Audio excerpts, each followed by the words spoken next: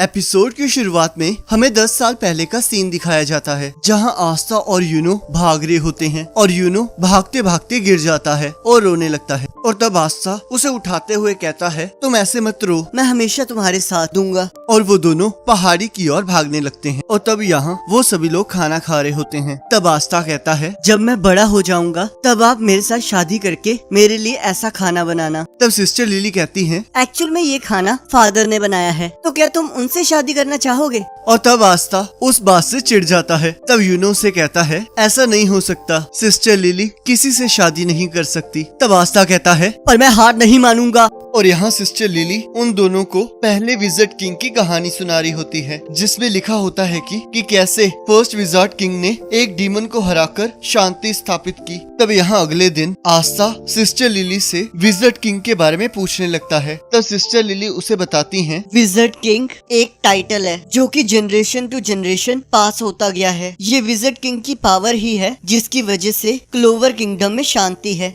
और वो किंग के बाद दूसरा सबसे इम्पोर्टेंट पर्सन है। तब आस्था कहता है, तो फिर तय हो गया, अगला विजार्ड किंग मैं बनूंगा। जिसे सुनकर सिस्टर लिली और यूनो दोनों हैरान हो जाते हैं। तब सिस्टर लिली के पूछने पर आस्था बताता है, क्योंकि विजार्ड किंग ने डीमन को हराया था, तो इसका मतलब वो जरूर बहुत ज्यादा स्ट्रॉन्ग और कूल होंगे। मैं बस बड़ा होके उनकी तरह बनना चाहता हूँ, और अगर मैं एक बार विजार्ड किंग बन गया तब मैं आप सबकी लाइफ को इजी बना पाऊंगा, और मैं इस बेकार सी चर्च को ठीक करवा दूंगा। और जब मैं एक बार विजार्ड किंग बन जाऊंगा तब आप मेरे साथ शादी कर लेना। पर सिस्टर लिली उसे फिर से मना कर देती हैं। तब हम देखते हैं सर्दियों का मौसम आ चुका होता है और आस्था अपने मैजिक को यूज करने की कोशिश कर रहा होता है, पर हम देखते हैं उस कोशिश का कोई फायदा नहीं हो रहा होता। तब आस्था कहता है, सिस्टर लिली मैं आपकी मदद कर देता हूँ और फिर आप मुझसे बाद में शादी कर लेना। पर हम देखते हैं सिस्टर लिली फिर से मना कर देती है। और तब आस्था फिर से रोते रोते जिद करने लगता है। और यहाँ यूनो बच्चों को संभाल रहा होता है। तब आस्था कहता है, मैं इसे संभालता हूँ, एक फ्यूचर विजार्ड किंग के लिए ये कितना ही मुश्किल होगा।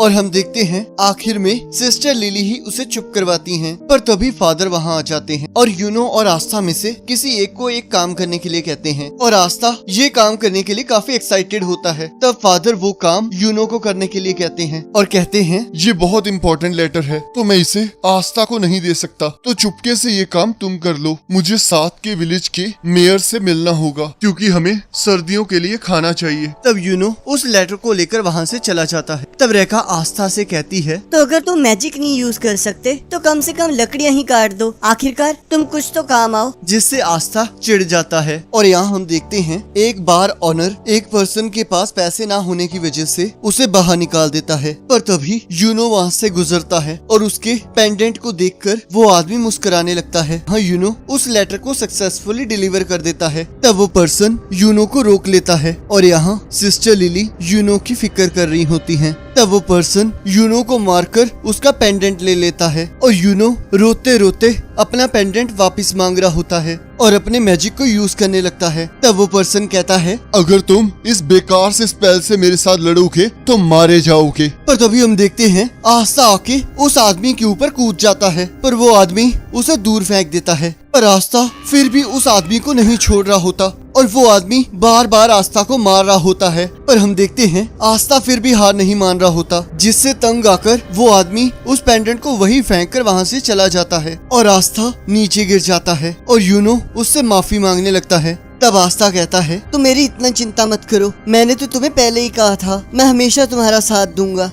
और यहाँ प्रेजेंट में यूनो सोच रहा होता है, तुमने हमेशा वो किया है जो हम कभी सोच भी नहीं सकते। और यहाँ रेवची कह रहा होता है, तुम्हारे पास तो कोई मैजिक ही नहीं था, तो तुम्हारे पास ये ग्रीम वॉर कैसे आई? आखिरकार तुम हो क्या? और तब रेवची अपनी चेन से आस्था के ऊपर हमला करने लगता है और आस्था अपनी तलवार से उसके मैजिक को काट देता है और अपनी पूरी पावर से उसके ऊपर हमला करने लगता है और कहता है, चाहे मेरे पास कोई मैजिकल पावर ना हो, पर मैं फिर भी विजार्ड किंग बन के रहूंगा और कभी हारना मानना यही मेरा मैजिक है। और उसे दीवार में पटक देता है और कहता है, मैंने हमेशा अपनी बॉडी को ट्रेन किया है, तो आखिरकार वो आज मेरे काम आ ही गया। और हमें फिर से पास्ट का सीन दिखाया जाता है, जहाँ यूनो आस्था से माफी मांग रहा होता है। तब आस्था कहता है, ये तो कुछ भी नहीं है, तुम्हारे तुम्हारी इसमें कोई गलती नहीं है और मैं विज़र्ड किंग बनके तुम्हें और बाकी सबको बचाऊंगा और तुम्हें किसी चीज की भी चिंता करने की जरूरत नहीं पड़ेगी और मैं सभी को ये प्रूफ कर दूंगा, चाहे आप गरीब हो या फिर अनाथ, आप फिर भी विज़र्ड किंग बन सकते हैं। कोई भी ये कर सकता है अगर कोई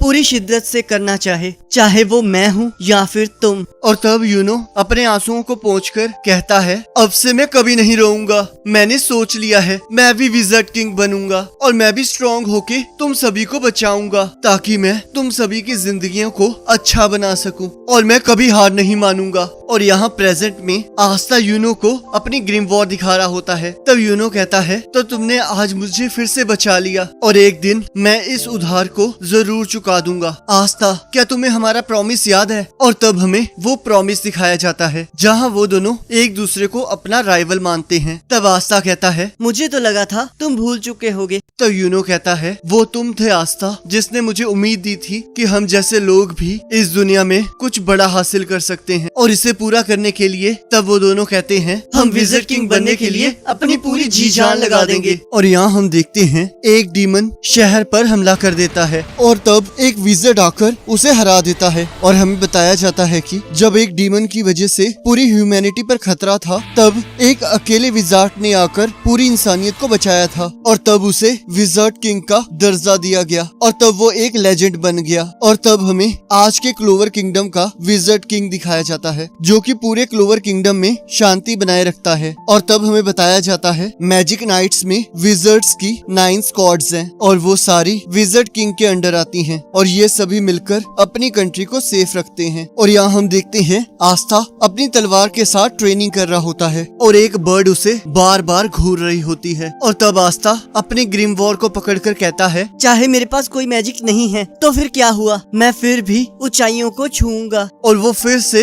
अपने तलवार को पकड़कर ट्रेनिंग करने लगता है और कहता है, मुझे पूरा यकीन है कि यूनो भी अपनी स्पेशल ट्रेनिंग कर रहा होगा तो फिर मैं भी पीछे नहीं हट सकता। तब हमें बताया जाता है कि आस्था मैजिक नाइट एंट्रेंस एग्जाम के लिए तैयारी कर रहा है जो कि अब से 6 मंथ्स बाद क्लोवर किंगडम के रॉयल कैपिटल में होगा। और यहाँ यूनो भी तैयारी कर रहा होता है और कहता है, मुझे थोड़ी और प्रैक्टिस कर लेनी चाहिए, मुझे पूरा यकीन है कि वो भी ट्रेनिंग कर रहा होगा। और तब यहाँ ग्रीमोर टावर में फादर कहते हैं, यूनो का तो मुझे समझ आ रहा है, पर क्या आस्था को भी इस एग्जाम में अलाउ करना सही रहेगा? तब ग्रीमोर टावर का ओनर कहता है, अगर वो करना चाहता है तो इसमें कोई बुराई नहीं है। हमारे साथ और भी यहाँ के बच्चे थे पर लगता है वो लोग एग्जाम देने से डर गए हैं। पर फादर फिर से बार बार वही सवाल पूछ रहे होते हैं और ग्रीमोर टावर का ओनर सेम आंसर दे रहा होता है और कहता है, अब मुझे समझ आया कि अगर आस्था रॉयल कैपिटल चला जाएगा तो तुम्हें अकेलापन महसूस होगा। तब फादर कहते हैं, ऐसी कोई बात नहीं है, हमें पता है कि आस्था फेल होने वाला है तो फिर इस एग्जाम में पार्टिसिपेट करने का क्या पॉइंट, और बाकी बच्चे भी तो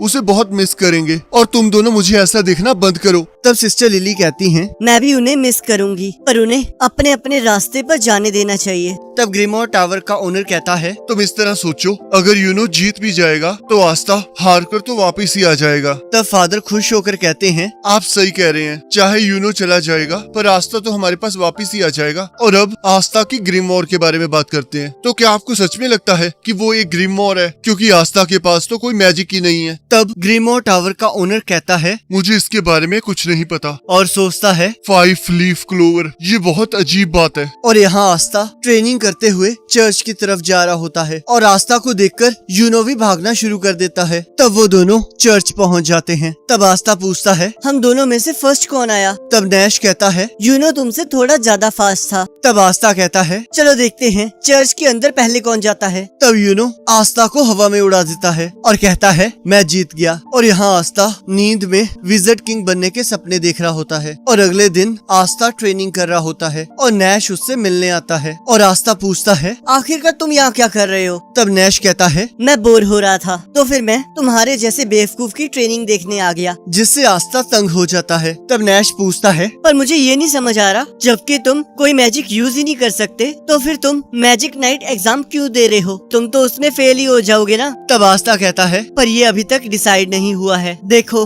अब मेरे पास ग्रिमोर आ चुकी है तो फिर मैं मैजिक नाइट्स में दाखिल हो सकता हूँ और एक दिन मैं विज़र्ड किंग बन के रहूंगा। तब नैश गुस्से में कहता है, ये कभी नहीं होने वाला। हम जैसे लोगों को सपने देखने की कोई आजादी नहीं है। तब आस्था उसके पास आकर जोर से कहता है, तुम इस तरह हार नहीं मान सकते। इस दुनिया में कुछ भी हो सकता है। तुम मुझे ही देख लो, मैं अपने ड्रीम को फॉलो कर रहा हूँ। चाहे तुम जितने मर्जी गरीब हो पर तुम फिर भी कुछ भी कर सकते हो। तो इसलिए मैं अपने ड्रीम को पूरा करके लोगों को खुश करना चाहता हूँ और मैं मैजिक नाइट्स को ज्वाइन करके और विज़र्ड किंग बन के ये प्रूव कर दूंगा। और यहाँ रात को यूनो और आस्था के जाने से पहले एक पार्टी रखी होती है और तब आस्था फादर को बहुत प्यार से देख रहा होता है। तब फादर कहते हैं, ये अकेले तुम्हारे लिए नहीं है और वैसे तो ये यूनो के लिए ही है, क्योंकि यूनो ही सिर्फ इस एग्जाम को पास करेगा। एग्जाम में फेल होने के बाद शर्मिंदा होने की जरूरत नहीं है और वैसे भी कोई ये एक्सपेक्ट नहीं कर रहा कि तुम पास हो जाओगे। चाहे जो मर्जी हो जाए, ये हमेशा तुम्हारा घर रहेगा। तब आस्था कहता है, ये सारी बातें आप यूनो को भी कहोगे ना? तब फादर मना कर देते हैं। तब आस्था कहता है, ये गलत बात है। मैं एक दिन विज़र्ड किंग बनूंगा और तब मैं सिस्टर लिली से शादी करने वापस आ जाऊंगा। तब सिस्टर लिली अपने मैजिक से आस्था के एक पंच मारती हैं और सभी को खाना खाने के लिए कहती हैं और अगले दिन वो सभी आस्था और यूनो को अलविदा कहने लगते हैं। तब नैश कहता है, इतनी चिंता मत करो, आस्था बहुत जल्द वापस आने वाला है। पर अगर आस्था, अगर तुम किसी तरह मैजिक नाइट में एंटर हो गए तब मैं भी विश्वास कर लूंगा कि इस दुनिया में सपने पूरे होते हैं और मैं जो चाहूँ वो बन सकता हूँ। तो क्या पता किसी दिन मैं भी मैजिक नाइट बन जाऊं। तब वो दोनों वहाँ से चले जाते हैं। तब सिस्टर लिली सोचती हैं, मुझे यकीन नहीं हो रहा कि ये दोनों इतने बड़े हो चुके हैं और जब से मैं आस्था से मिली हूँ वो हमेशा से पूरी फुल एनर्जी में रहता था। और बताती हैं कि आस्था पहले से ही ऐसा ही था। और सिस्टर लिली सोचती हैं, और यूनो भी आस्था की वजह से स्ट्रॉन्ग बन गया। Best of luck boys. और यहाँ हमें बताया जाता है कि गर्मियों में आस्था और यूनो ने रॉयल कैपिटल की ओर अपनी जर्नी स्टार्ट कर दी है ताकि वो मैजिक नाइट एग्जाम में पार्टिसिपेट कर सकें। और रॉयल कैपिटल हेज विलेज से काफी दूर है। तब आस्था कहता है, पता नहीं रॉयल कैपिटल कैसी दिखती होगी और क्या पता हम विज़र्ड किंग से भी मिल पाएं। तब यूनो कहता है, उन्हें मिलने से पहले हमें सबसे पहले मैजिक नाइट एग्जाम पास करना होगा। तब आस्था भागते हुए कहता है, मुझे जल्दी पहुंचकर विज़र्ड किंग बनना है। तब यूनो कहता है, चाहे तुम जितनी मर्जी जल्दी वहाँ पहुँच जाओ पर इसका विज़र्ड किंग बनने से कोई लेना देना नहीं है। और तब आस्था सपनों में विज़र्ड किंग बनके सिस्टर लिली को साथ घुमाने ले जाता है और उस चीज की एक्टिंग कर रहा होता है। तब यूनो कहता है, क्या तुम मैजिक के बिना उड़ भी सकते हो? तब आस्था कहता है, मुझे पूरा यकीन है कि मैं अपनी ग्रिमोर की मदद से ये सब कुछ कर लूंगा। अगर आप हार नहीं मानोगे तो आप कुछ भी कर सकते हो। चलो जब तक हम रॉयल कैपिटल नहीं पहुंच जाते तब तक हम ट्रेनिंग करते हैं। और तब वो दोनों भागते भागते थक जाते हैं पर आस्था हार नहीं मान रहा होता पर यूनो उसे रोक देता है। और तब वो दोनों आराम से अपनी मंजिल की ओर बढ़ने लगते हैं और रास्ते में आने वाली सारी मुश्किलों का मिलजुल कर सामना करने लगते हैं। और तब हमें बताया जाता है, बहुत लंबी जर्नी के बाद आस्था और यूनो आखिरकार क्लोवर किंगडम की रॉयल कैपिटल के पास पहुंच गए और वहां मैजिक नाइट एंट्रेंस एग्जाम उनका इंतजार कर रहा था। और इस एग्जाम को पास करने के लिए उन्हें बहुत सारे पावरफुल अपोनेंट्स के साथ लड़ना होगा। और इसी के साथ एपिसोड खत्म हो जाता है। अब अगर आपको ये वाला एपिसोड अच्छा लगा है तो आप इस वीडियो को लाइक कर सकते हैं और चैनल पर नए हो तो सब्सक्राइब कर सकते हैं। अब अगले एपिसोड का लिंक आपकी स्क्रीन पर आ रहा होगा, आप उस पर क्लिक करके अगले एपिसोड को देख सकते हो।